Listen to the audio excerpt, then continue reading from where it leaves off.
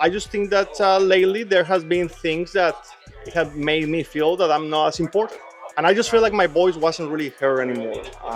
And when that happens, in my opinion, that could be the beginning of the end.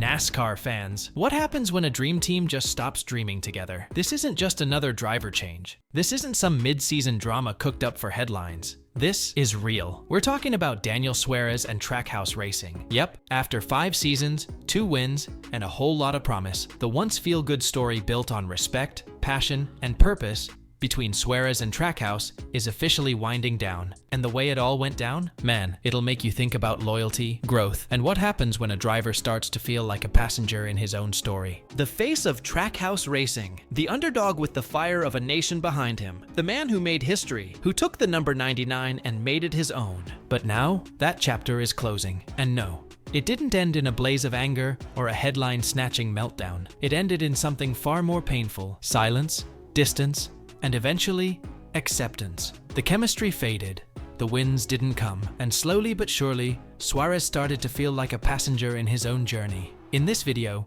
we're digging into the why. Why the man who helped build Trackhouse now has to leave it behind, what really went down behind the scenes, and what this means for Daniel's future, and the number 99's next chapter. Buckle up, because this isn't just a racing story. It's a story about growth, heartbreak, and the courage to let go.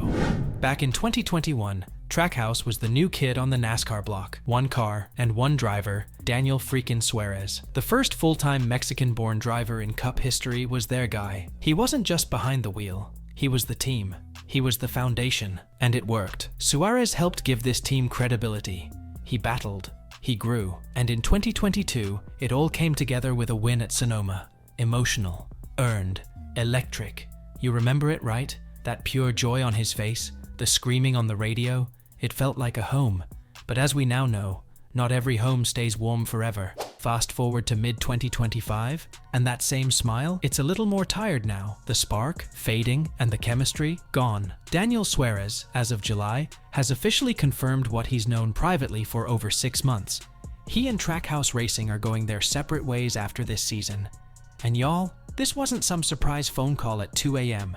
It's been a slow unraveling. One Daniel saw coming for months. This quote from Suarez that hits right in the gut. There just wasn't really love anymore. But there are no hard feelings at all. Damn, that's not someone bitter. That's someone tired of pretending everything's okay when it's not. So, what actually happened? Why is Suarez walking away from the team he once wanted to retire with? Well, let's start with something he said that really paints the picture. It's like being in a relationship, but just living together because you bought a house together. It just didn't feel good anymore. That's raw. That's real. And you know what? That makes sense. Because behind the scenes, things were changing fast at Trackhouse. Ross Chastain started winning. Shane Van Gisbergen showed up from New Zealand and immediately dropped the hammer in Chicago. Meanwhile, Suarez, despite working his butt off, just couldn't catch a break. The stats? Brutal. Through 18 races in 2025, 0 wins, 1 top 5, 3 top 10, and 5 DNFs. He's sitting 29th in points, and while SVG is still learning the ropes, he already has a win. Chastain, solidly in the top 10. Enter Matt Swiderski, Suarez's new crew chief this year. And apparently, Swiderski didn't hold back. Suarez said his crew chief told him straight up that there were things inside Trackhouse that weren't right, things that needed to change. And Daniel? He didn't stay quiet either. Since my new crew chief came to Trackhouse, he told me a lot of things that he didn't think they were right within the organization, and a lot of things that needed to be changed. And I've been being very vocal with the team. Hey, we need to adjust this, we need to adjust that. I'm not the only one seeing it. There is more people seeing it. I know a lot of things happen. Everything happens so slow, and I don't think that's the only reason. I think there is more things, but I just think that lately there has been things that have made me feel that I'm not as important. And I believe that we can run good. In Pocono, we were the fastest car in qualifying, the fastest car in the race. But we're extremely inconsistent. Like if today we unload in practice and we're top 5, I won't be surprised. But if we're 25th, I wouldn't be surprised either. Like we're extremely inconsistent, and that's something that we have to work on. And I feel like there is a good amount of people that they feel like there is still things to work on as an organization. And I just feel like my voice wasn't really heard anymore. And when that happens, in my opinion, that could be the beginning of the end. In other words, that's not a healthy dynamic for anyone. And over time, that disconnect grew. Daniel began to feel less important. Man, that one hurts. Now, before anyone starts painting this as some ugly divorce, let's be clear, there's still a lot of love in that garage. Ross Chastain, Suarez's longtime teammate, had nothing but praise. He said, "He's the most like-minded person outside of the car of a teammate that I've ever had. Seeing his excitement for me at Coda and me for him at Sonoma, we were there for each other. That's real. That's family." And it shows that this split isn't about personality clashes.